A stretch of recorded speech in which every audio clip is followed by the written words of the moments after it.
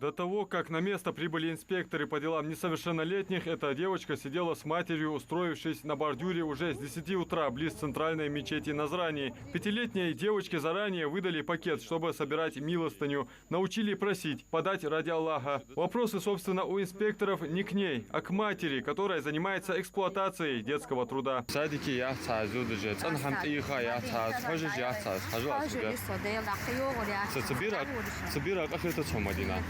Мать девочки пытается разжалобить инспекторов ПДН как может, ссылается на проблемы с сердцем и, мол, не выдержит, если не дочь, а ее саму заберут в отдел для установления личности, а затем и объяснение своему проступку, а именно вовлечение несовершеннолетних в попрошайничество.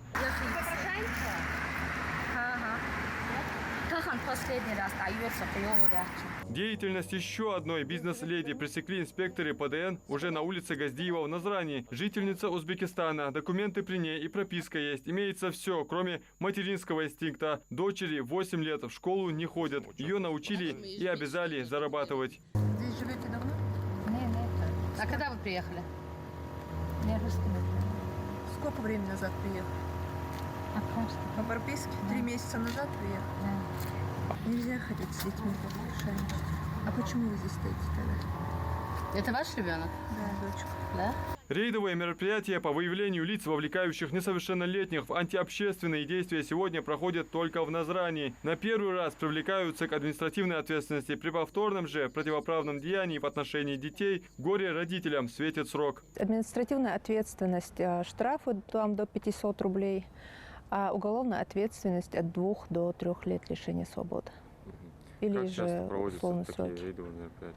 Ну, месяц-два раза стараемся проводить совместно с участковой службой, совместно с ПДН, совместно с батальоном. Такие рейдовые мероприятия проводятся месяц-два раза. Ну, естественно, если дважды привлечен родитель, он ставится на профилактический учет по делам, в подразделении по делам несовершеннолетних.